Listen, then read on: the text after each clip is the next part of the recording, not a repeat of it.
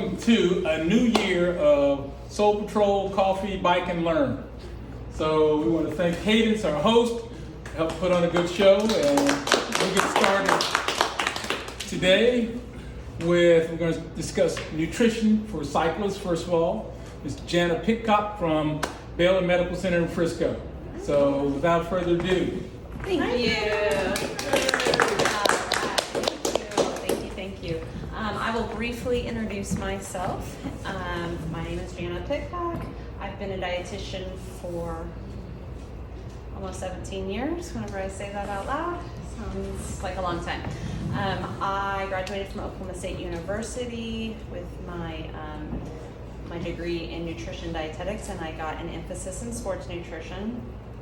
And I did not do anything with that professionally, but I do a little bit on the side with some family and friends. So it's always been a passion of mine, something I've always learned and wanted to learn about. And so I'm happy to talk to you today. And I've always learned as a dietitian to always be the one there if somebody asks to speak about nutrition, because I want you guys to get good, solid advice. And so a registered dietitian is always where it's at. So that's my little plug for dietitians.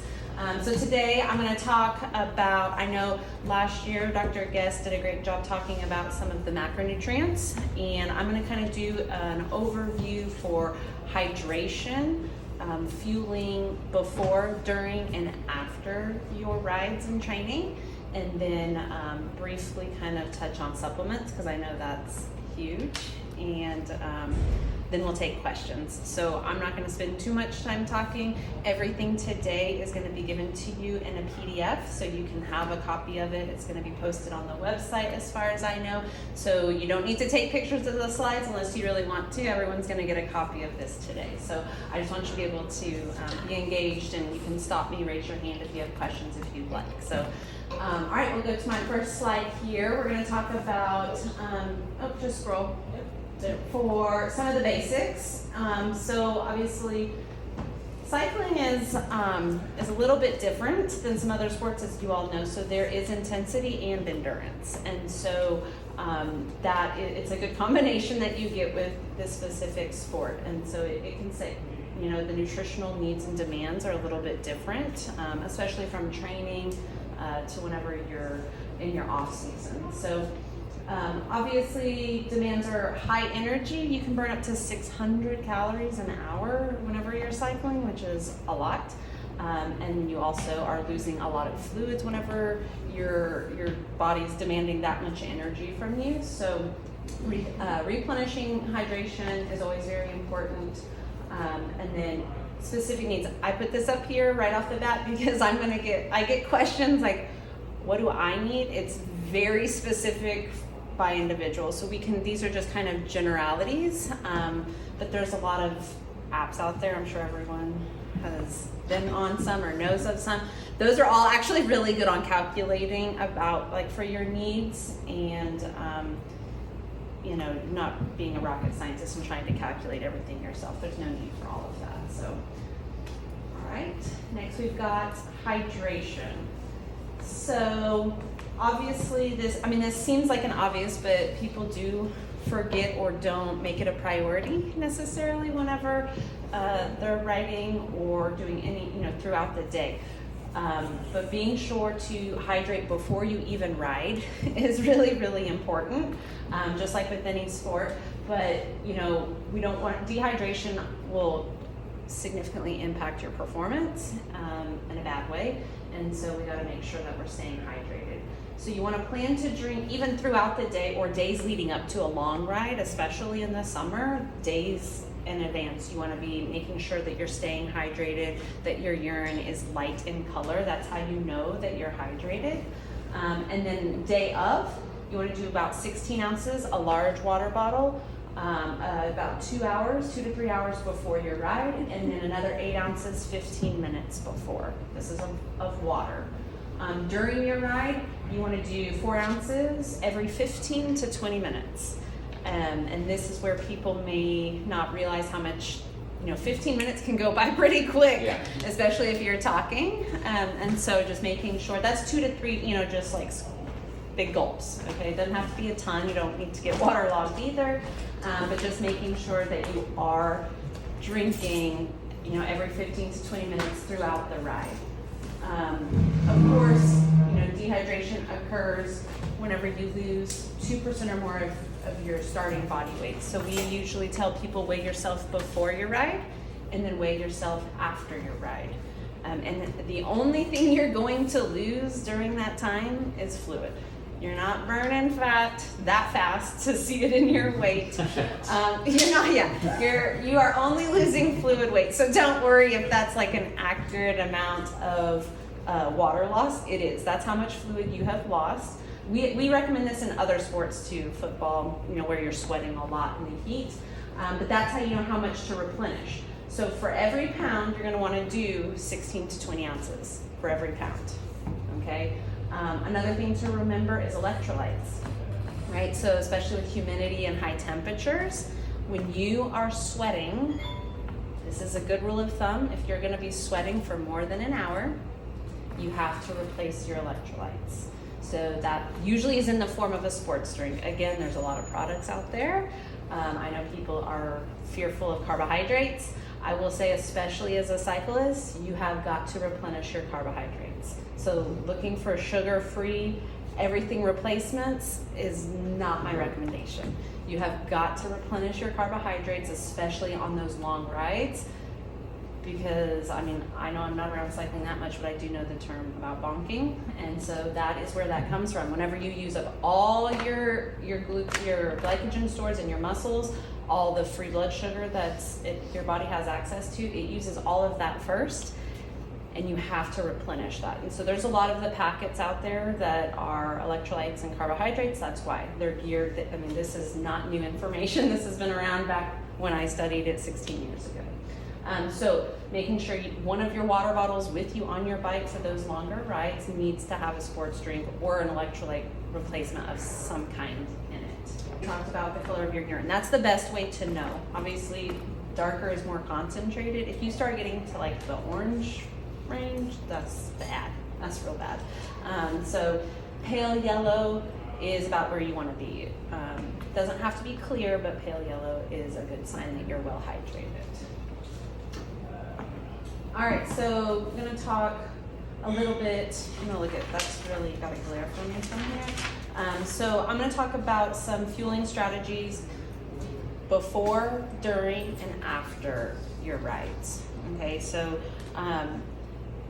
before exercising, you want to time it 3 to 4 hours before to allow time for digestion. This is like an actual meal. Like we'll have snacks and things like that closer.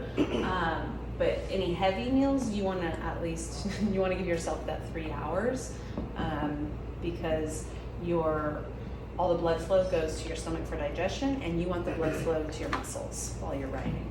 Okay, so it's good to do that, or else you'll be getting a lot of cramping. High glycemic carbohydrates. Again, yes, sir.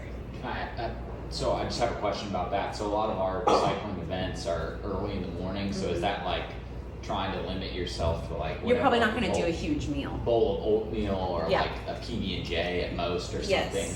Yes. So that's going to be more, and as long as fats take the longest to digest. So that's why, as long as it's really rich in carbohydrates, you need a little bit of the fat and the protein to kind of so that your blood sugar doesn't go straight up. It goes up at a slower rate so that you have that available. But it's going to be more of a snack and not a full-on meal whenever you're waking up and going. But it is still important to have something before you go. Yes, definitely. That's a good question. And most people aren't going to have a full-on meal that early or wake up that early for that. So you'll see here, low in fiber, low in fat. Again, those are the things that take longer to digest. And so you want it to be, like he said, oatmeal. Not with a bunch of, it has fiber. It's not like super high in fiber like some people might think. So that is a good option. Let's see here, hydration. So again, we're going to come back to the 4 hours before if you're up at that time. If not, you're going to eliminate that part of it, because here we talk about as it gets closer, that snack timing.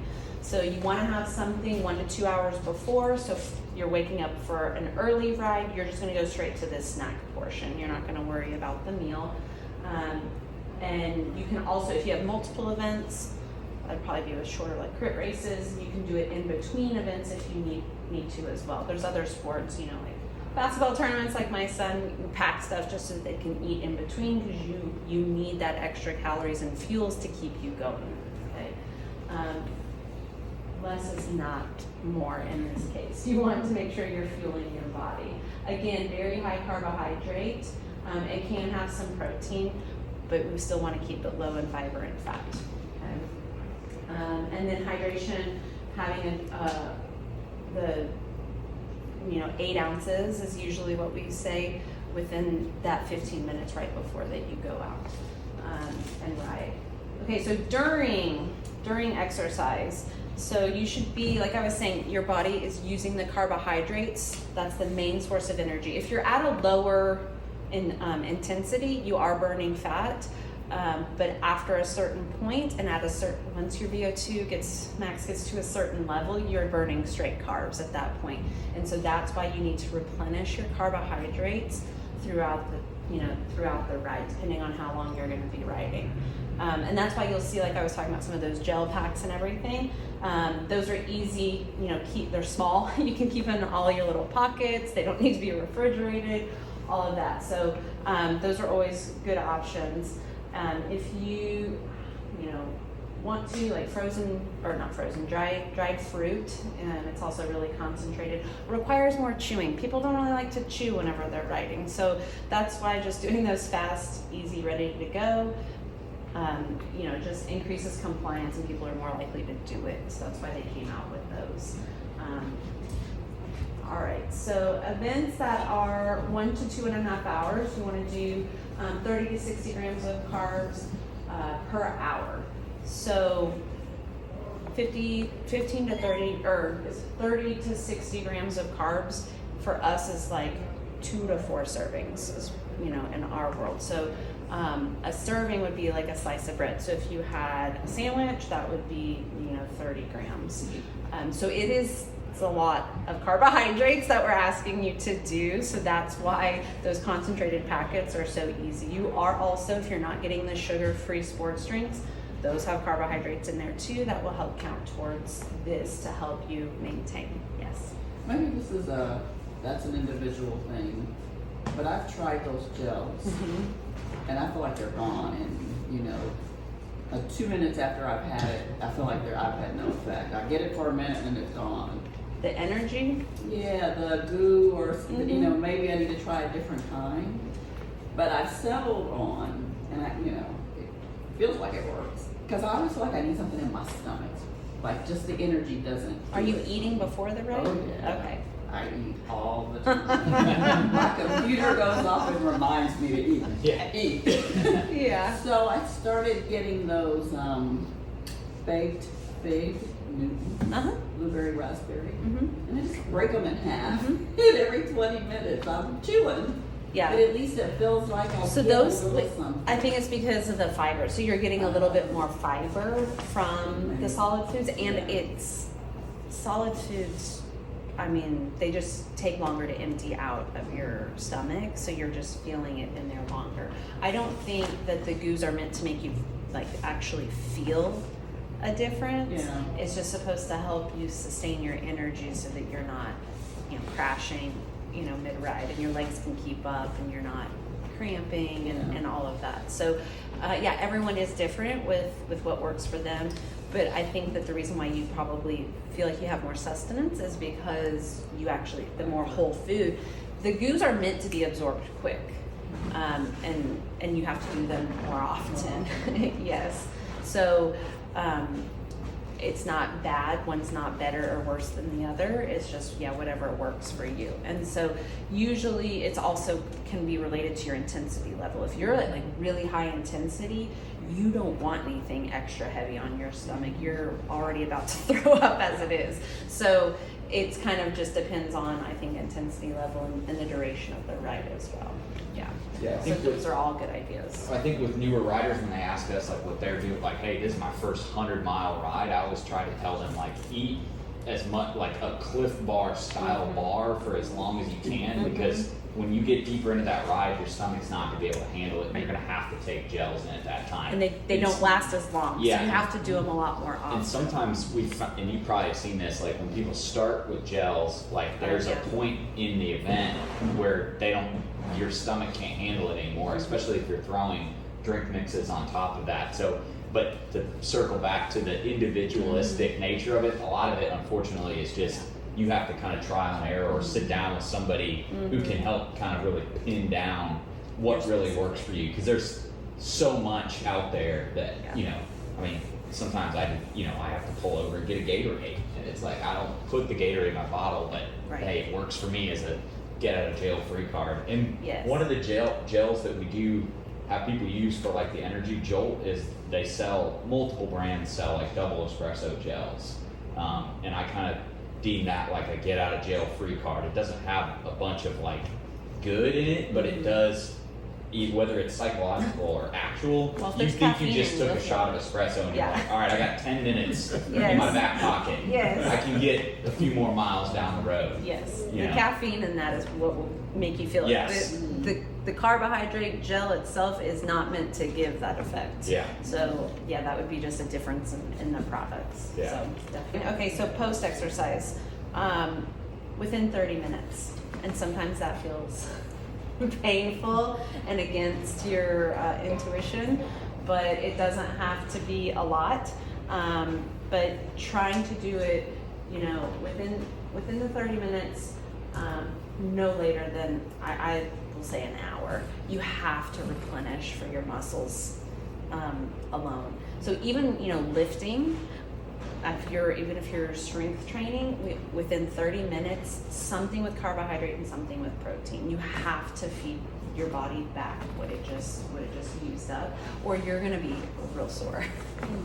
Yes, so that's just feeding your body what it needs.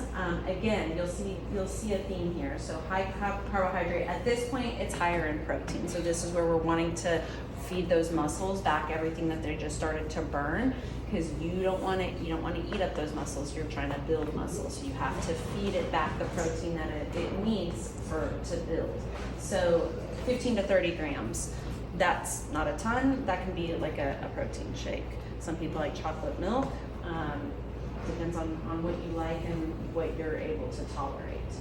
And then 2 hours after the event, having an actual meal, sit down meal with everything: carbs, protein, fat. Again, the lower in fiber is still a thing, and then the 16 to 20 that we already talked about, and that's for the post is for every pound lost, like I said before. So taking the time, weighing yourself. I know sometimes you leave events and you go out to eat or whatever, but if possible, especially during training, it's really important. And then you might kind of get a feel if it's about the same, for your certain level of ride, then you might just know, by the time the race comes, this is about how much I lose, this is what I need to replenish. So certain things will determine that, as far as how, if you did a longer ride or the weather, but in general you can probably figure out kind of some common themes of what your body does during rides. All right, so this is things to stay away from. All right, so I kind of already touched on this. So before, you do not want to be having high-fat foods. You don't want to stop at McDonald's and grab an Egg McMuffin. Fried foods, desserts, all of that stuff. That's not the time to be doing that. Not a lot of high fiber. So, I wouldn't sit down and eat a bunch of vegetables. I don't know when anyone does that anyway, but beans, again, these are really high fiber. Your stomach's gonna pay if you try to do something really high fiber beforehand. Carbonated beverages. You want to keep all the room in your stomach for all the liquids that you need, all the gels that you're trying to do, any bars you're trying to do. We don't want a bunch of fizzy carbonation going around in there. Sugary beverages and alcohol. Alcohol dehydrates you, so I don't know if that's like new to anyone, but that is not ideal to be doing before a ride, yes. What is that pre-exercise eating window? Like, I mean, ideal, like. That 3 to 4 hours like we were talking about okay. before. Yeah. Well, yeah, just it. But night before, I mean, but you would think the night before would affect, like, if you want to expand, like, that all sounds like things you could expand. Oh yeah, days out, alcohol particularly. Yeah, that's Yeah. why I'm like that one.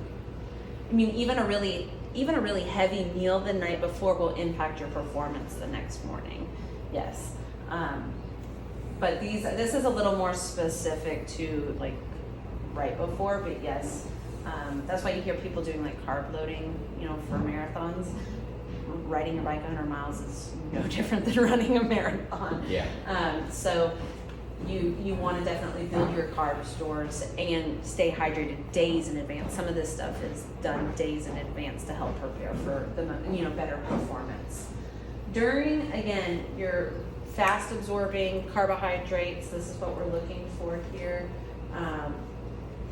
So you don't want to do like the high fiber whole grains. You wouldn't want to have like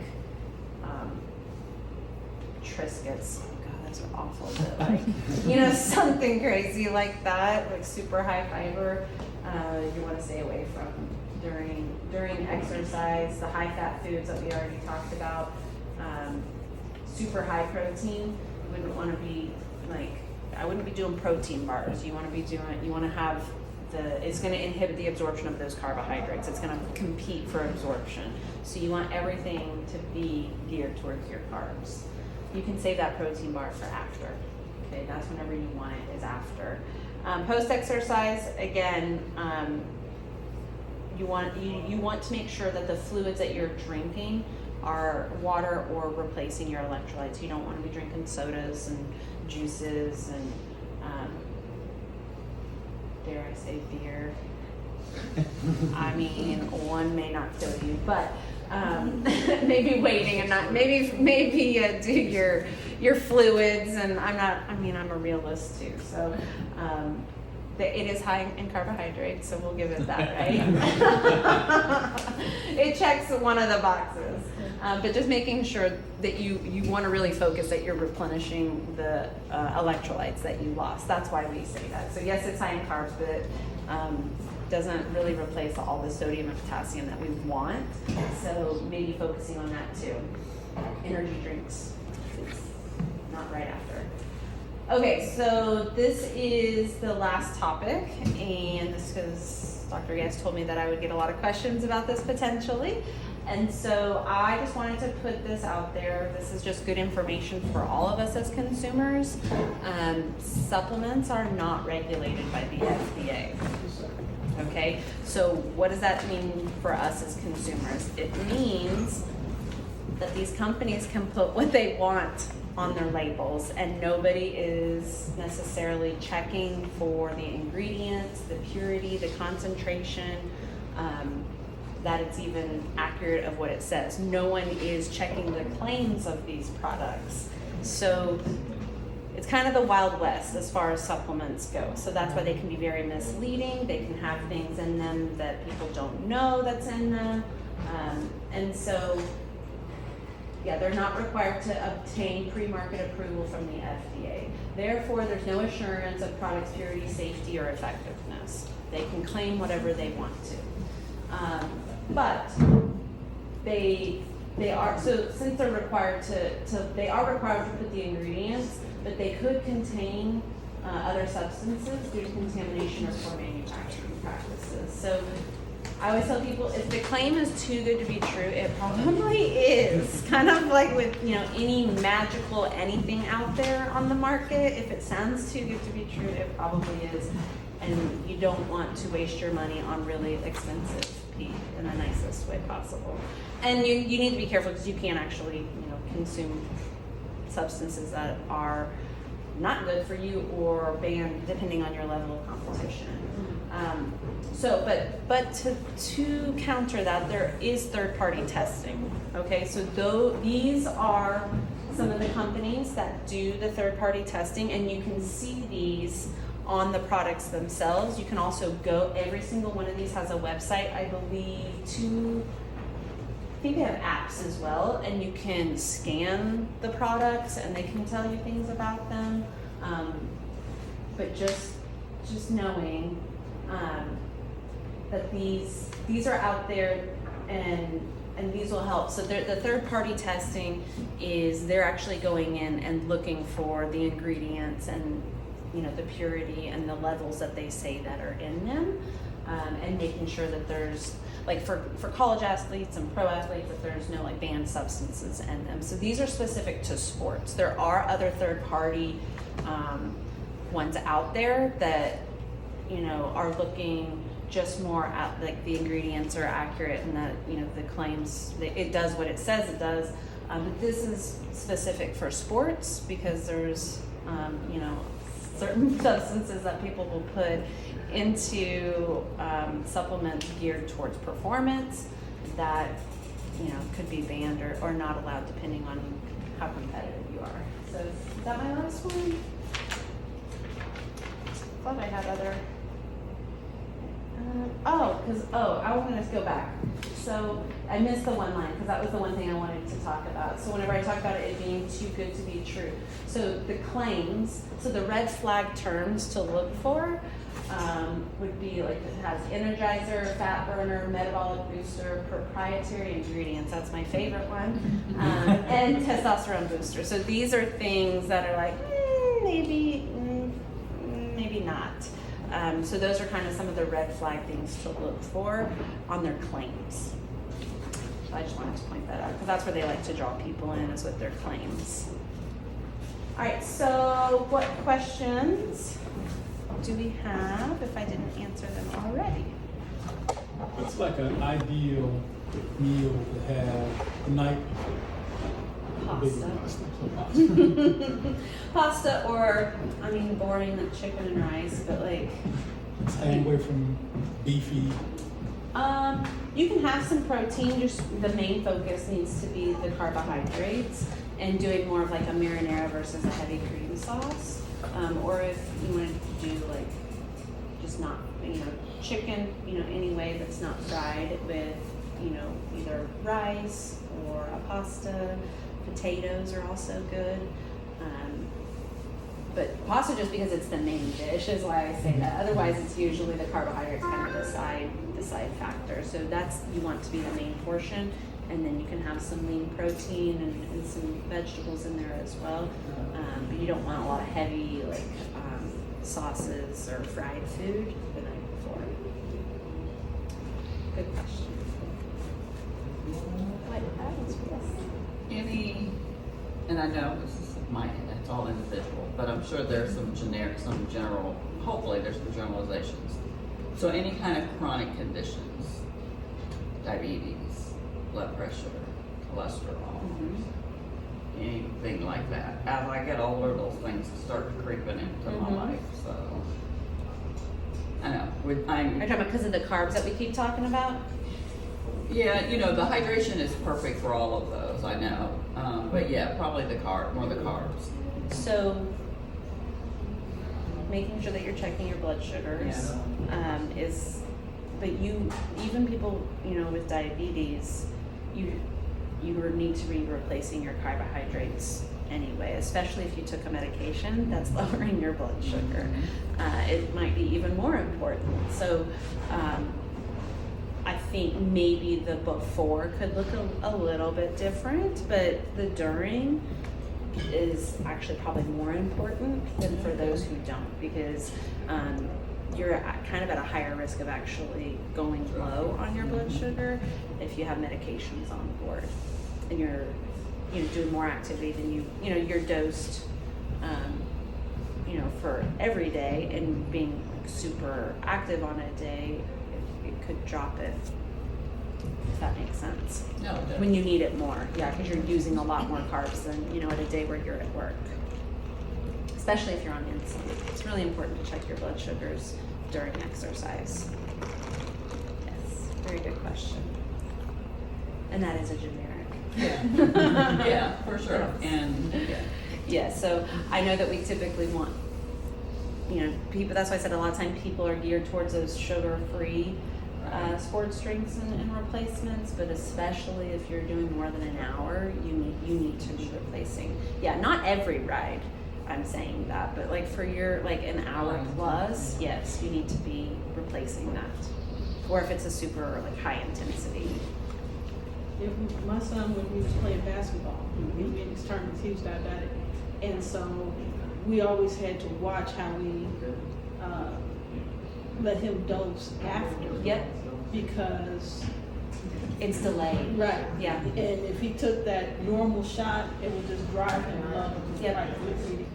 So- Yes, and that's why the after is important to keep doing the carbohydrates after, because you're still burning through those carbohydrates long after you get off that bike. Yeah, definitely good point. You brought up how hard it can be to eat sometimes, Yeah. especially after Feels July, like a drug, yeah. August, even early September. It's really hard to eat, especially after a 3 to 5 hour ride, which is not uncommon for some of these groups to do. A lot of people will use like recovery shakes or protein mixes. Is that like a reasonable? Because Yes. it's a lot easier Very reasonable. to Yes. suck that down Yes. after a ride. Yes. I mean, obviously, it kind of falls under what you just talked about, though, right? Like making sure that it's probably falling in the right The- things that you need, Yes. and not. Yeah, so just making sure if it's a recovery one, it's Yeah. probably gonna check all the boxes. Yeah. But sometimes people will get like a Premier Protein shake, and those are really low in carbohydrates. So yes, it checks your protein needs, but you're just not getting the carbohydrates that you need. So just kind of looking, looking at the products and making sure it's getting that 30 grams of 30 grams of carbs in there. Doesn't have to be all like the full 60, because that can seem like a lot, but at least getting 30 in will definitely help so that your muscles aren't sore.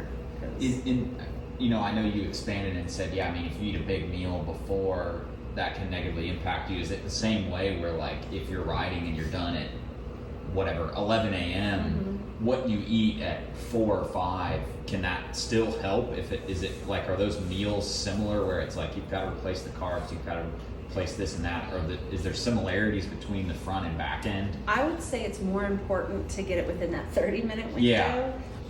For recovery, but yes, continued on to like your bigger meal that you eat after that, still making sure, because it'll make you feel bad if you eat like a really. I mean, I'll feel hungry for, I don't know, you guys can Yeah, hit on you'll this, wanna for eat. 24 hours, Yes. if not longer, Yes. sometimes, And that's on a 'cause bigger your- event. That's Yeah. because your body needs. It's telling you that it needs more calories. Yeah, we didn't touch on calories, but that's what Yeah. that boils down to. Is your body just is expanding. I mean, think about an extra 600 calories an hour. That's a lot. That's just in 1 hour. So those are probably those rides where if you're riding 4 and 5 hours, you could need a whole extra day's worth of calories. And most people, because they don't feel like it, they're not able to get that in within that 4 hours. So yeah, your body's really asking for more food, for sure. And it's hard to get like 3,000 calories of lean protein and carbohydrates. That's a lot of volume of food. So Yeah. Definitely, recovering for days with how you eat. Yeah. Good question. I like it. As you're speaking, so I guess statistically, how fast, if you're eating that chicken or that rice or whatever that supplement is, how fast is that actually making it into your muscle fiber? It sounds like within hours of what you're eating, it's actually part, of your physiology. So carbs are going to go into your bloodstream a lot faster, and then the protein and the fat, they take longer to digest. So yeah, that's why we're wanting you to get that protein within 30 minutes, because it takes a little bit longer to get to where it needs to go to replenish. But carbs you absorb basically from your tongue. No? I did that good? Yes. Oh, good. Okay. Well, thank So you. if you Yeah. are losing, how does that impact on how you are trying to gauge your intake now? You're purposely trying to lose. I think, I don't think it has this, I think it's probably how much you choose versus what you choose. You still want it to be high carb, you still want it to have moderate protein, lower fat, because those are, you know, because of the absorption. So it may just be like how much you're eating of those things. But honestly, the worst thing, and I know this is crazy, people who are trying to lose weight, a lot of times they plateau or they don't lose because they're not feeding their body as much as it needs. When your body thinks that it's like in starvation mode, it's holding on to everything. So you really, it's important to give your body the fuel that it needs, especially if you're doing high intensity exercising, sports and everything. Your body needs that fuel for your metabolism and the fluids to help metabolize everything appropriately. So the worst thing that you can actually do is to not feed your body enough, because your body is smart and it wants to hold on to what it's getting, and it holds on to it usually by fat. So really important to give just knowing what those calories look like with your deficit. So we usually say 500 calories a day less is going to be 1 pound of fat a week. But you have to factor in what you're burning. So, you know, your ride day is going to be a lot different than an at the office day. And so when you're burning an extra 1,200 calories, you need to still replenish. You know, you only want a 500 calorie deficit, so you still have those calories you need to get your pound a week. Yeah, of fat. Yeah. Yes. Yeah. That's our general rule. Any questions? All right. Well, thank you for having me. I appreciate it.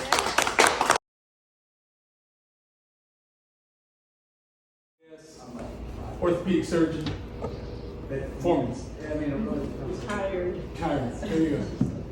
Retired or tired? Which is Retired and tired. So first of all, the question is, why even stretch? All right. Sometimes a lot of times we think it's boring, it's time consuming. So these are some of the main reasons why you want to start stretching.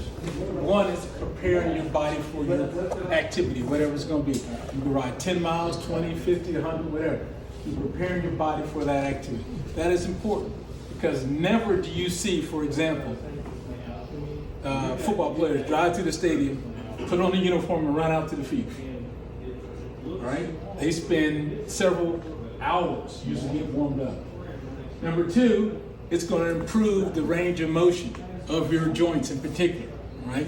In the way your limbs work. So being able to have a full stride versus 3/4 of a stride may make a difference in you being comfortable on your bike, improving your flexibility. Ultimately, particularly these big lower extremity muscles, very important. Maximizing your performance, all right? A warmed up muscle, a stretched out muscle just works better, right? And so in order for you to navigate down that road, the more you have spent some time with your stretches, the better you're going to feel. Reducing pain. Everybody gets to that point where that soreness, whatever, that strange feeling, you don't want those. You want to minimize those as much as possible. And particularly at the end of your ride, you want to minimize that. It's stress relieving, okay? They talk about being able to get that zen feeling and block out all the other anxieties of the day. Well, it can help do that also. And lastly, prevents injuries, so you can continue in your sport. So when we start looking at stretching, there's a lot of debate now about, is it good for you? Which type of stretching is good for you? Essentially, you have two categories of stretches. What we call static stretches, which you learn back in your gym class. You bend over, touch your toes, and you hold it. A hurdle position is a good example. So anything where there's no movement required is considered a static stretch. Right? You're going to hold that for a certain amount of time, 20 to 45 seconds typically. So dynamic stretching is essentially stretching that does involve some type of movement, right? It's controlled, but it involves some type of movement. It helps to increase the temperature in the muscle, as well as improving the range of motion and decreasing stiffness of that muscle. Think of an activity such as opposite hand to toe, all right? Things of that nature. Butt kicks or high knee activities. Question. Passive versus dynamic, like when you go to stretch lab and they're stretching you out, that type of thing. What kind of? That would be a static. That's static. Yeah. Okay. You're just laying there and they're just stretching.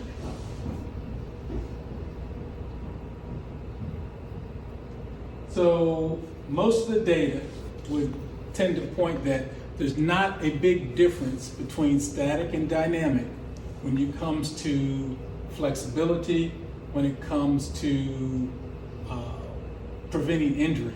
The big difference is how you perform, meaning that dynamic has a much greater emphasis on making you a better performer. Right? So therefore, if you're out there on your bike, you want to get involved with some dynamic stretching beforehand. All right? So there are a ton of stretches. There, in this talk, there's a bunch of them. I put them all, they'll all be out on the website. You can kind of go through and pick out the ones you want to look at. So we'll just go with some of the big ones. So with dynamic stretching, I tell folks, get yourself 5 to 10 exercises that make up your routine. You can do these in 5 to 10 minutes, all right? So it doesn't take you a long time. You're doing the activity for 10 or 12 reps. And you get to it pretty quick, and you're ready to go out and start cycling. So we'll spend some time basically emphasizing, like I said, the big muscle groups, your hip and glutes, things of that nature. So one way to get started is simply just hip rotations, right? Bring the knee up, taking it out. Doing that 10 or 12 times, one side, working the other, right? Getting your hip range of motion going, also working on the big muscle groups, your glute, your piriformis, things of that nature. Muscles that really take a beating on the bike. Next would be something such as a torso twist. Now, when performing any type of twisting exercises, I tell folks, do them slowly and deliberately, all right? Meaning that we're not twisting back and forth real quick. We're just gradually twisting to one side into the other. Number one, we want to minimize irritation or insult to our spine, all right? Discs don't really like all that rotation. So if you're doing these things, the gentle stretches, not a problem for your back.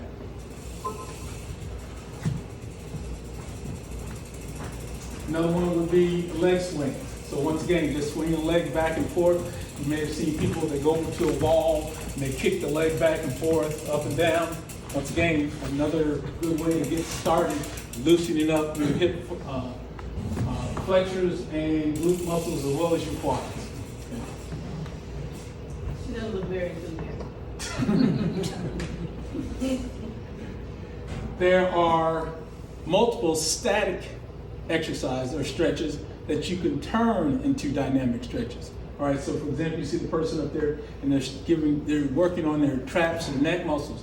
All right, and so if you just hold it, it's static. But if you take it back and forth, now you've made it a dynamic exercise. All right? So you can simply take some static things and make them dynamic. Now, one of the benefits is post-ride.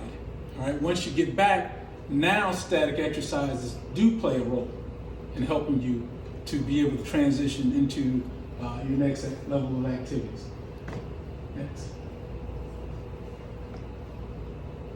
Areas that we want to emphasize, the trunk, because you've been in that position for who knows how long, right? And so once again, getting your trunk loosened up. Like I said, if you just hold it, it's static. If you're moving back and forth, you now made it dynamic. Next. Your forearms. You're out holding onto that bike for hours potentially. And so your extensor muscles over here are really starting to take a beating. And one of the ways to just simply stretch them out this way, you can make it dynamic by hands together and just moving them up and down, trying to keep the top of your hands flush against each other. And you've helped to stretch out this area. You can reverse it to the other way. So that helps prevent some of that beating that your arms are getting. Next. Emphasis on your once again, the big hip muscles. One of my favorite stretches is what I call the figure of four. And particularly if you have a chair or a seat, something near you, you can use this. If I can get up here. All right. All right. Simply doing this.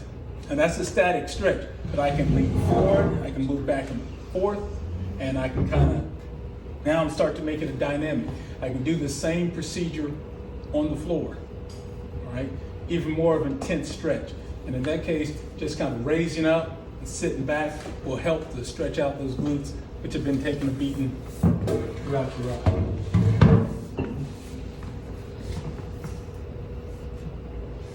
So the big issue for stretching is this is going to impact particularly your next ride and the rest of your season, right? So we want to lengthen out those muscles. If you've been in that position for 2, 3, 4 hours, you want to get that muscle length back out to where it needs to be. Particularly if you're sitting at a desk for 8 hours a day, your hamstrings are contracting throughout the day, they're putting more pressure on your back, and so it becomes a problem getting you worked out. So trying to regain that length of that muscle is important. It minimizes the soreness, potential injury, right? If you're out there stretching before and after your ride, the next day you're going to feel a whole lot better, right? Also, we just heard about, adding the nutrients and the fluids in particular, right? So when it comes to what stretches am I doing, think dynamic before, static after, right? Can't remember anything else, dynamic before, static after. And then all that plays a role in how you sit on the bike and how the bike is fit to you, which is transition into our next subject. But at all costs, protect the back, all right? Because this is your central core, all right? Everything emanates from there. And if you start doing things that ultimately affect that, it's going to impact on your ability to carry out the activity you want to do. These are folks that helped me put this together. James was actually supposed to give this talk, but he had something come up, so I'm filling it. And don't forget, next slide. June 10th, June 25th, 2024, June 15th, we'll be rolling again. And this time it's going to be a fun, full weekend, so plan to have your whole weekend occupied. Questions? On the dynamic stretch, okay, so you're getting off your bike, you grab your burger at the end of your ride and got your drink. So at what point, when you get back to the car, can some of these things be done without you having to lay out on the ground? You can just Certainly. use your bike. I mean, you can use your bike. For example, if I had the bike here, I can sit here and I can just squat down and I'm doing that favorite test. I can use my bike, I can work on my hamstring. I can put my bike, my foot up on my crossbar and I can get my hamstring, I can put my leg up there, I can get my calf. Lean on the bike, work on your back. Do you have a time frame? Typically, you want to do these within 30 minutes after you finish your ride.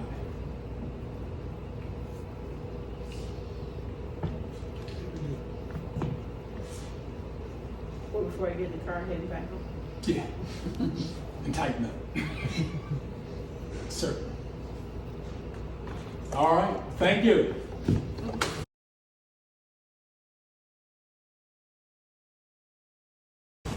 There's a incredible weight that's put on the importance of fit in our world of endurance sports and certainly in cycling for sure, because I made this joke to James and I made it to many people. We were not designed, created, Big Bang. However, the heck, we ended up on this floating planet to ride on one of these things. This was, some apparatus that we concocted up and now we've chosen to ride on it. So we have to be really diligent about making sure that our interaction between us and the bike is set correctly so we're not hurting ourselves and not also negatively impacting what we could achieve on the bike as well. And that kind of has been the theme of today, is trying to unlock that next 1% or whatever it is. With these small little changes, we can have this big impact on our performance. And there's kind of a foundational building blocks that we've seen throughout the day here today, where a rider that's got the right nutrition in their body for both before, during, and after, they're going to fit their bike better because they're not fighting their body nutritionally. A rider that's done the dynamic stretches and exercises before and then the static after is going to recover quicker. Again, the nutritional aspect of that is going to feed into that. That's all part of bike fitting as well. It's all things that you really shouldn't have to pay somebody to, other than maybe nailing down the particulars of what your nutritional plan is, to be able to be assets for you.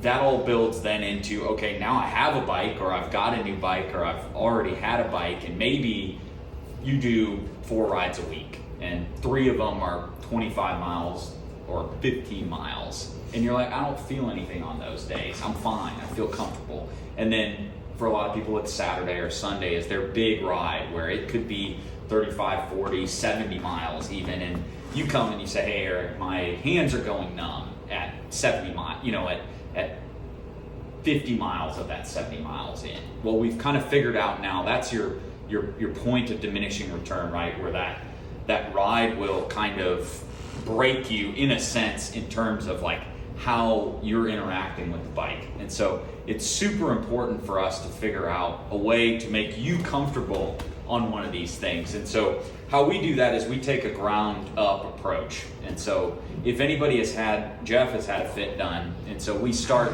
really literally at your feet and go from the ground up. We're measuring your arches for potential arch support in the form of either stock insoles or custom insoles, depending on if there's discrepancies from side to side.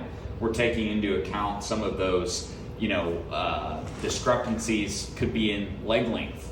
So oftentimes you'll see people, I'll put my hands at the top of your iliac crest, and you'll see somebody, maybe they broke their leg. I had a guy, it's been like, this was early 2020. He had broken his leg I think he was like 6 years old. And we had to shim his right foot with 2 3mm stack heights, because his hip, he basically just sat like this. And when he didn't have it, what would end up happening, right, is if you're not sitting square on this bike and you've got one short leg, saddle height's going to feel high on that side.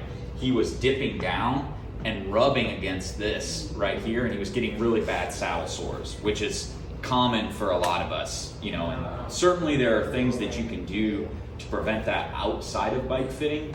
If you're using, the chamois butter or some product like that, and using really good bibs. If you've done those things and you're still having those issues, you need to get with either myself or somebody else that can fix those issues, because you shouldn't really have those problems. And you'll see people, this summer in the Tour de France or in the Tour de Femme that'll drop out because of saddle sores. It's a problem you shouldn't have.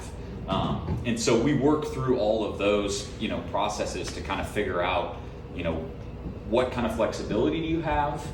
And then I always, again, another joke that I have is like, you haven't had any food in the morning when you wake up.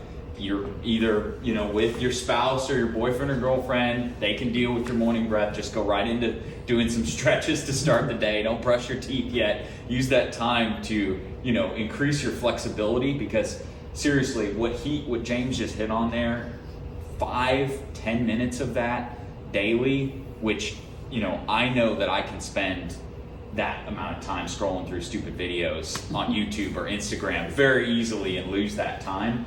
We all can do that. If you can spend that time doing those stretches, it makes a fitter's job so much easier, because the more you stretch, and this is what I was kind of noting on earlier, the more that you're able to lean on that, the more synergy you're going to have with your bike. And what we as fitters want you to have happen is our whole goal is the bike kind of disappears under you, and you don't feel like I'm a human on top of a bike. You almost feel like that Zen feeling, right, where you're almost floating.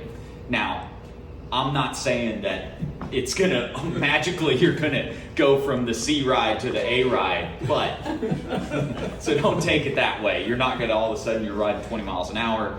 But a rider who is comfortable with their bike, yes, should be faster or should be able to ride longer because they're gonna be efficient on the bike. So again, as we work through all of those points, then we'll make recommendations on footbeds, or maybe this bike isn't the right size for you, or maybe the style of bike that you have or what you're looking for maybe doesn't align with what you want. And it can go both ways. We have people that come in and say, I want to be on a comfort driven bike, but I want to do X, Y, and Z. And we go, well, to do these things, that's a different bike than what you're saying, and vice versa. And so, an analogy that I use is, you don't usually cut bread with the same knife that you cut your steak with. And so just making sure that we're finding the right tool or weapon for you to use within cycling, that's going to be the best way for you to find happiness on the bike. Because as a fitter, I've done well over 1,000 fits. I think I'm coming up on 1,200 fits, and I would say 98% of those people have come in and said two things.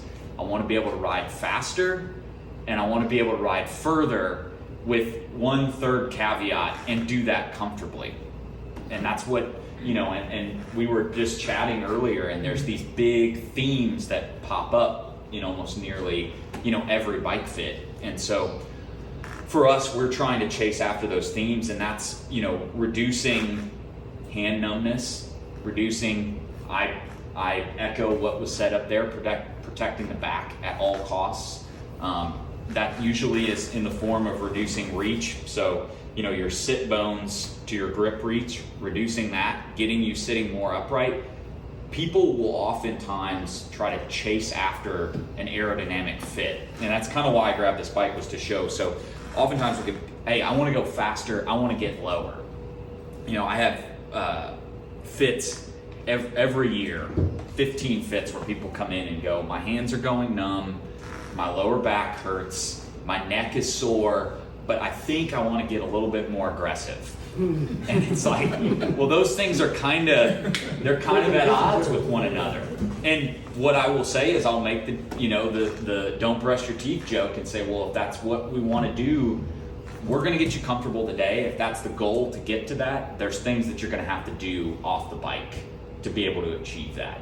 Most of us, we want to, unfortunately, and now that the nutritionist is gone, I can make this joke. Most of us want to ride our bike, get off the bike, shower, go right into eating food that's bad for us, and have a beer and move on with our lives. And she said it, she's a realist, and I am too. I could give you all kinds of crazy exercises that if you do these things, you're going to get more in tune with your bike and you're going to get faster. But the reality of it is, right, we want to grab our bike, we want to go, we want to be happy when we're done with it, shower, move on.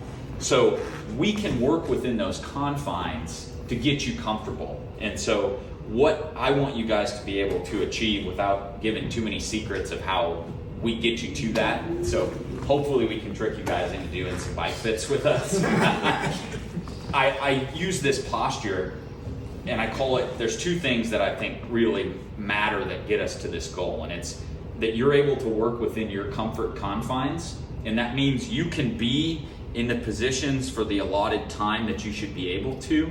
And so what that looks like is, if you're on what we call the tops here, you should essentially be able to ride here with your hands here for an indefinite amount of time.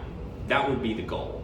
I can put my hands here, my legs get tired, my lungs get tired before my fit prevents me from riding to the extent of the full ride.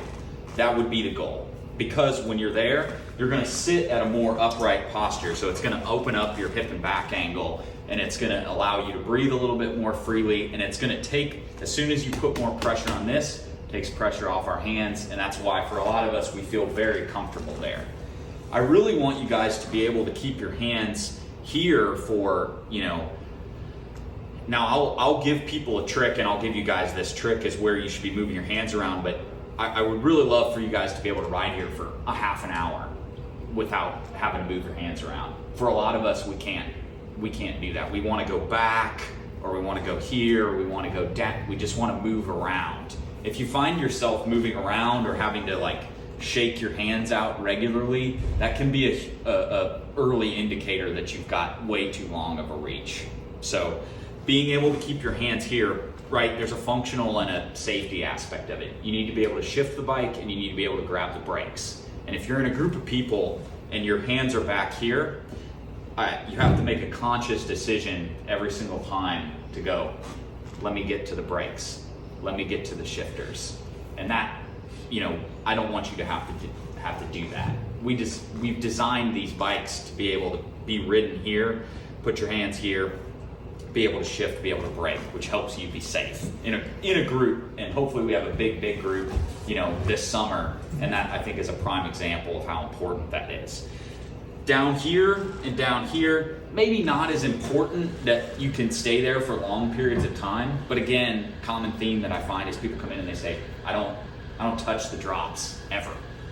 What's great about this is this whole portion of the handlebar is actually to lower your center of gravity and make you more stable at higher speeds, i.e. going downhill. So that little trick that I was talking about, if y'all were all new cyclists, I've never ridden a bike, today's the first day that you're riding a drop bar bike, I would tell you, flat ground, keep your hands here, uphill, keep your hands here, downhill, keep your hands here. And if you can move through that rhythm, you'll put your body into different postures, you'll recruit different muscles, and you'll also keep yourself fresh by doing that. What I know when I'm freaked out in a group that maybe is fast and I'm not as fit as I should be, I'll lock in up here and I'll be grabbing it real tightly, and then I'll pull off from the group and I'll go, oh man, there's like a sigh of relief. I'm okay, we got through that, and I can tell you guys what I'm supposed to do, and I know what we're supposed to do, and then I don't do it. So I get that. But if you can move through those rhythms, that will really help you be able to thwart off some of that hand numbness. In your lower body, harder to give you guys tips as to what you're noticing with your feet. What I will say is, insoles can really create a strong foundation for a cyclist that can almost surprisingly prevent other things that you almost wouldn't believe that it can prevent. I've watched a lot of fits on YouTube as I've been learning throughout my career in fitting, and I've seen people get rid of saddle sores just through insoles. Saddle height was right, reach was right, still getting, the saddle should work for them. And insoles. So if you haven't been fitted for insoles, if nothing else, take a few minutes and sit on that heat pressure mapping, and we can give you an idea of what you think you might need. And if you need custom, we can make that recommendation as well, because a lot of cyclists have hit on that I've got hot spots, right? And what ends up happening is your foot will collapse and splay. So it goes down and forward through if there's not enough arch support there. And then you bring in the heat of the summer and that high intensity output, your feet are gonna swell, and you're gonna, it's almost like water running down a mountain. It's gonna find a space and it's gonna fill it. And so if you're jamming through to the front of your shoes, or again, you're getting, that whole forefoot feeling numb or feeling like you're getting sharp feeling, those are just indicators of things that you really shouldn't have to deal with. Yes, again, we aren't going to be able to fix the soreness after a ride. If you ride for 2.5 hours, you're going to feel sore after that. But there are things that you shouldn't have to deal with, and it's a kind of a fine line between, is this pain?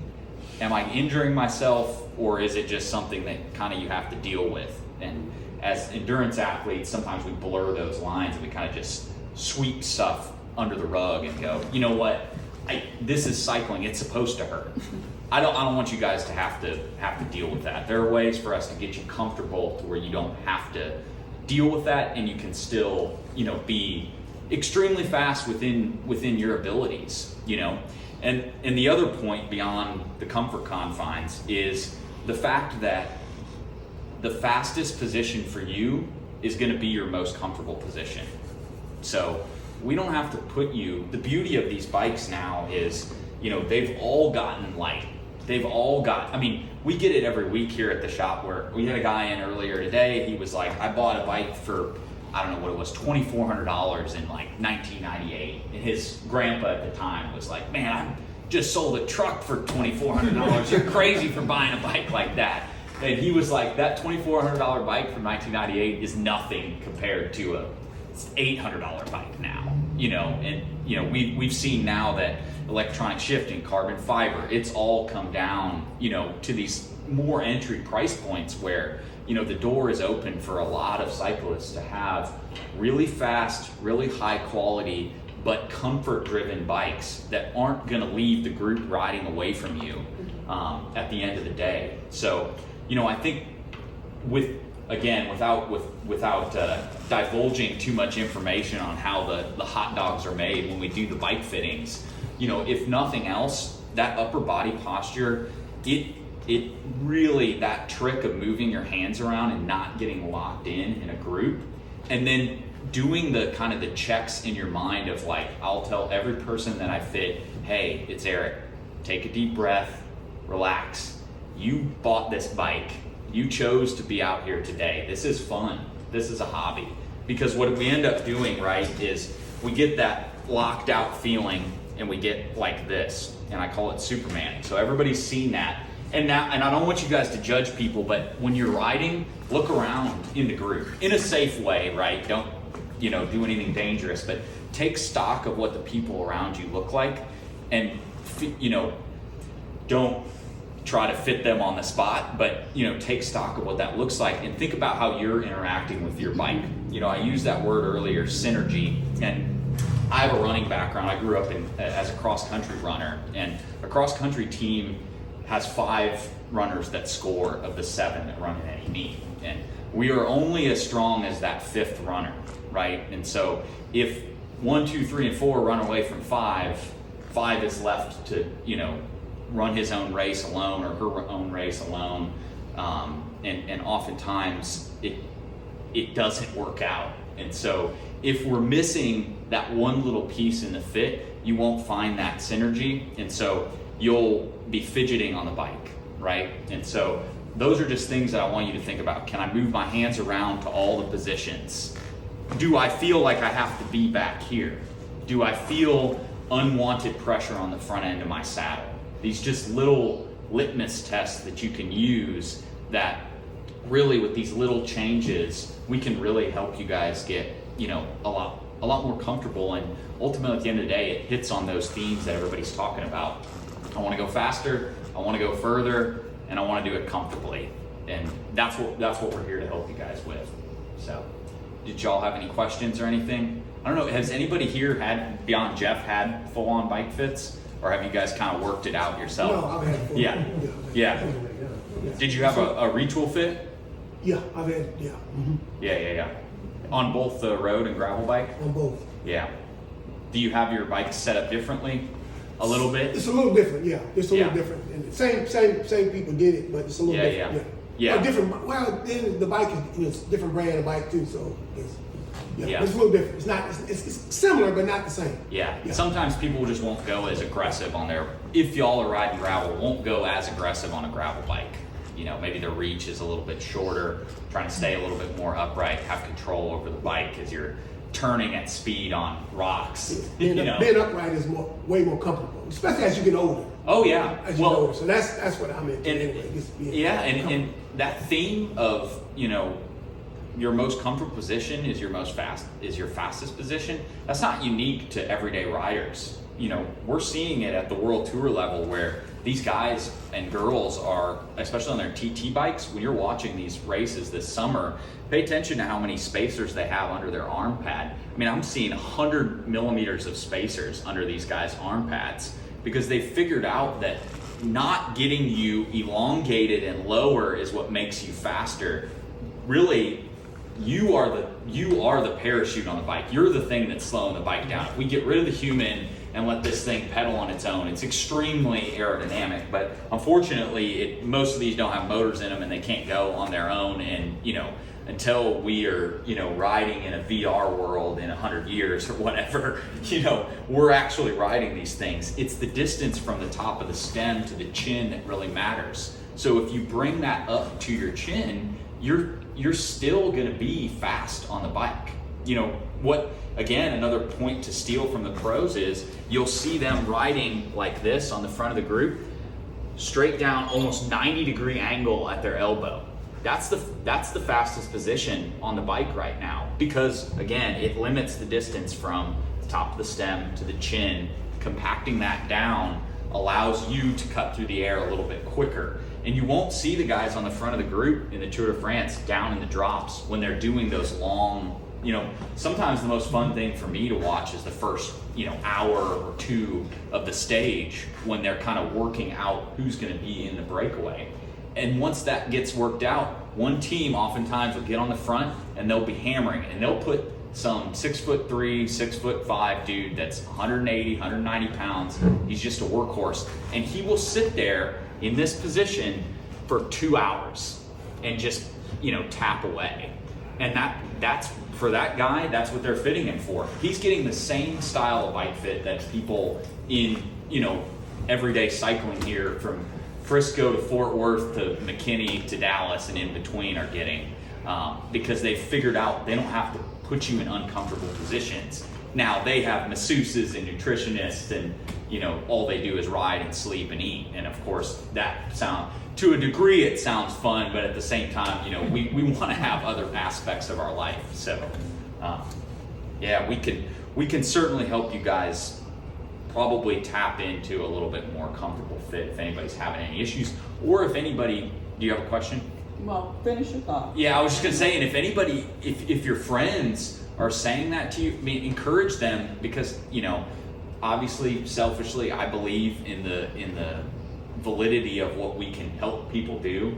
But oftentimes, people will buy a really expensive bike, go, well, I bought this $8,000 bike. I don't want to spend, $120, $300 on bike fit, and then they go ride, and I'll just take $500 off of what you were going to spend on the bike, get a bike fit, get better shoes, and change the saddle if need be, and you'll have a significantly better experience.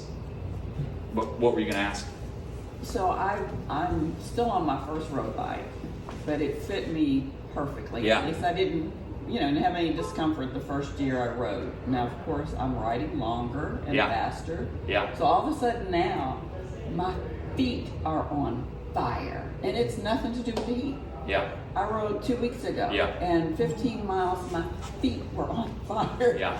How long have you had the shoes that you're riding on? So that was interesting. The pair I had bought from the shop, I told them that, they had me come back, they measured my feet again, and they said, we may have showed you shoes that were a little bit too small. Okay. So they gave me, they had a tiny bit of difference, and they gave me a bigger shoe. Yeah. But that didn't fix it. Yeah. And my feet are, and it's to the point, I'm glad you said it's like, okay, if I need a fitting, because I cannot ride like that. It is so uncomfortable. Yeah. Well, and it is, you kind of hit the nail on the head that oftentimes we're exerting, a lot of energy. We'll just kind of go, well, this has to be part of it. And really, there are a few things where if you come to me and you go, all right, I've never ridden more than 40 miles and I did 80 miles last week and I cramped. It's like, okay, well, that's not your bike fit. You probably overstepped what you can do, but your feet shouldn't be, you shouldn't have that feeling that Ratatouille snuck in there and started stabbing you. No, you shouldn't have to deal with that. And that could be insoles. It could be a lack of stiffness in the shoe. Plastic soled shoes will break down a lot quicker, and you get what is called forefoot flexion. Mm-hmm. So your forefoot will kind of you won't be able to pinpoint it, right? You can't feel it, but it's flexing while you're putting power down through those pedals. And that's, not a good thing. And so, another tip for you guys to use is if you have plastic soled shoes, if you're riding 8 to 10 hours a week, you want to replace those every year. they're not going to last as long. If you buy really high-end carbon shoes and you're riding 8 to 10 hours a week, you probably are going to get two years out of them, maybe even longer. If you are riding indoors on a trainer through the winter, they're not going to break down as quick. So that's why for me, if I'm talking sweet spot of, I said, hey, pull your budget back a little bit, get a bike fit, get a good pair of shoes, that mid price point where you get really high-end carbon, but maybe it isn't taking you to the $450 shoe, but the $220 to $270 window. And sometimes there's stuff on sale, and we can help you find those. Those shoes they're going to last 18 months, 2 years, and it's really going to improve, your experience at the foot. A lot of times I've seen that's the thing where people will go, I think my cleats are in the wrong position, and then they come in and we go to look at their cleats, and I'm like, dude, how long have you had these shoes? They've been fine for 8 years. They haven't been fine in 7 years. So, but yeah, we're happy to help you and kind of pinpoint on that. It's kind of like, with that, it's kind of like the nutrition thing where it's a little individualistic, and I never want to encourage anybody to go self-diagnosing. Whether it's me or somebody else, there are good professionals around that can help you, across our area that can help make sure that we got you in the right spot. So how often should you be fit? Yeah, in a perfect world, I would say once a year. I know that's not realistic for everybody. We offer, Jeff's been through a few bikes, and so what's great is we can kind of do this like almost like a dentist would do. If you're not having any problems, I don't need, or a doctor, if you're not having any problems, I don't need to see you. Let's just do this checkup. We're not going to do all these tests if you're not having the issues. So yes, there's an investment in that initial fitting. Right now our retool, motion capture fitting is $300. But to do an add-on to that, down the road is $125. So you buy a new bike or get a second bike, like you come with 2 bikes, you already are starting to, the first part of the fitting, the interview process, I don't have to do that every time unless something changes. Like our friend Hillis just had back surgery. If he had a fit a year ago, he would want to do it again because, hey, a major surgery happened or a major life event has happened. I tore my ACL, whatever that might be, and you're coming back. Obviously, you're going to interact with your bike differently. So I know that's not realistic. I tell people, new bike for sure, get it confirmed at the very minimum. But if you can do that 2 to maybe 2.5 year interval, or of course as needed, if things are popping up that we kind of hit on today that are like, hey, those are indicators. You need to get into somebody. Yeah. It's just like, it's like with your, with your body, you kind of have to, when it's talking to you, you kind of have to listen, right? Yeah, if you guys come up with any questions, I'm here every day except for Tuesday, and we'll get this stuff on the internet for you guys, and you can share with friends and family. So we appreciate you coming, and don't forget to grab a bottle, and it's got tire levers in there. That's for you guys, so please take them on your way out.